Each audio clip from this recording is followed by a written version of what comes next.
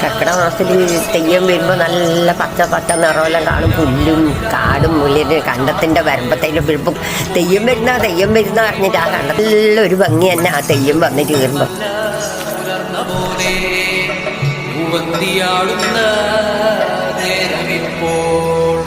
ആടി മാസത്തിൽ വിഷമങ്ങൾ മാറ്റാൻ വേണ്ടിയിട്ടാണ് കർക്കിടക ദൈവങ്ങൾ വരുന്നത്.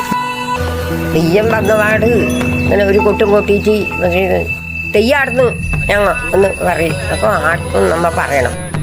പാർവതി ആടിയല്ലേ, ആടിക്ക് പിന്നെ കാതിൽ വലിയ ഇതുണ്ടാവും, വലിയ കാതിൻ്റെ ഉണ്ടാവും, കണ്ണിന് മഷിയെല്ലാം നല്ല പാങ്ങിൽ ഇങ്ങനെ എഴുതി നല്ല സമയം കൂടുതലുണ്ടാവും.